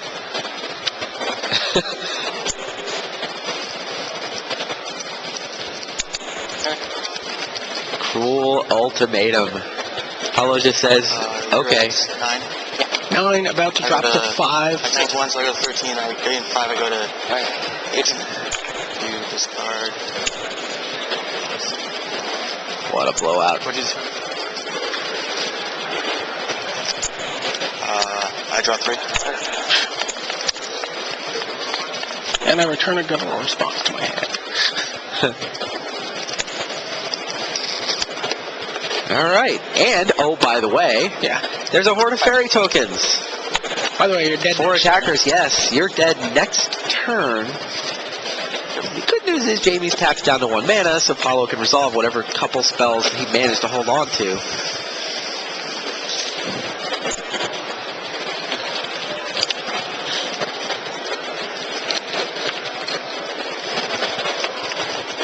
Yeah, it's not like the Fairy deck is set up to sweep the board and stabilize. Yeah. So, looks like we still have an American in this top 8. Americans have won every Pro Tour this year. There are infests in Paulo's sideboard. I don't know if an LSV. There's no way he brought in Infest. No he way. did see Bitter Blossom last game. Still.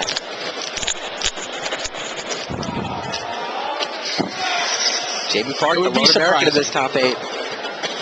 We've had, if Jamie does win this, there's a lot of experience that has left this tournament in the quarters. Right, Karsten lost to Akeda. I guess that's 3 top 8s versus 3. Samura's 6 top 8s lost to Karem's 1. Malin and Asahara both have 2. So I guess this is the other matchup where you've got 4 top 8s versus 2. Right. But I mean, your semifinals could be Jamie knows suddenly Tsuyoshi Ikeda is the most experienced Sunday competitor in the semis. Jamie has quite a bit of magical experience. That's fair. That's totally fair. Not as much Sunday experience as Paulo, however. No, not at all. Although he's probably played more Pro Tours. Yeah, and is regularly plays against. What is that? That's a Misfind Click. Misfind Click will keep Paulo alive in theory. Jamie comes up like 1 point short. But okay, what do you do about the Horde 17. next turn?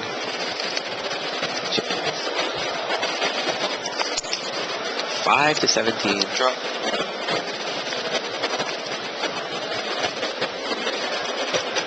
Cards.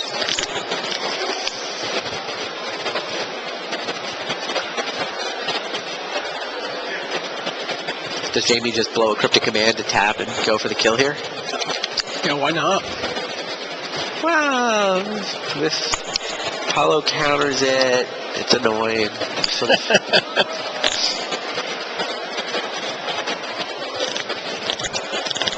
I think you just attack. Like, what's going to happen? You just sit with a grip full of cards, bunch of untapped mana, your opponent on 1. That seems fine. He does have the giant growth effect of the Jund Charm. Oh, are you serious? 2 cards. That actually is lethal. Oh, Charm to make you discard 2 cards. Spell Stutter Sprite. Remove soul. It's soul removed, so yeah, the charm. Oh, And there's Jund Jund Charm Giant Growth. Jamie Park through to the finals. Wow, through to the semifinals. Pulling off an upset. Nobody expected him to win that matchup, but Not even him. not even him. Jamie Park is through to the semis. He'll be playing against Tsuyoshi Ikeda. Hannes Karem will be playing against Antti Malin, and those are your semifinal matchups. The giant growth effect of Jund Charm. And you don't. Exactly. And that's what I mean by Nope. that. Draws. Wow.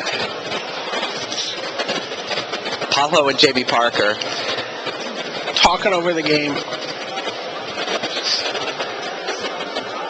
Yeah. Hello again. Semifinals coming up. We'll be taking a break because the team semifinals are going to come up first.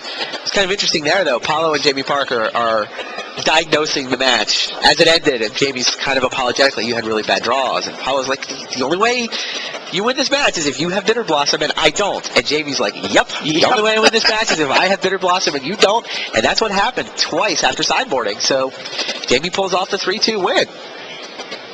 Jamie Park 3-2. So what do we have in the semis? Park's 5-color control versus Ikeda's Blightning Beatdown. Karem's Kithkin against Malin's Fairy deck. So Fairies lost all 4 quarterfinals. Right? Fairies lost, Fairies lost, Fairies lost, Fairies lost. So Fairies also 1-1. Well, one Yeah. mirror, but all 4 losing players were running the Fairies deck. So all of a sudden, the 5 Fairy deck top 8 has turned into a 1 Fairy deck top 4. Going to be some interesting magic, but queued up before then, we got to decide who's going to play for the team title. Team USA will be playing against Team Japan, Which is a titanic matchup. Absolutely. These are by far the 2 most storied countries in the history of the team competition. Japan has won multiple times. The U.S. has won, I think, still the majority of all the ones that have happened. So, huge matchup. Australia versus Brazil playing in the other semifinal. We'll hopefully get you some coverage of that matchup. Could be a Rookie of the Year determiner. Yeah, well, Nicastri can't clinch it, but Nicastri can force Karem to win Worlds. Right, 1 more point. If Australia wins, then Nicastri gets to 33 points. Karem is at 32 with a 2nd place finish. Now, these matchups are going to be team constructed, so as we take our break, we've got a couple of deck techs queued up. Take a look at the Legacy deck that Paul Cheon's going to be playing, and we will be back in about 10 minutes with coverage of the Team Championship semifinals, so stay tuned. I gotta fix my busted bracket.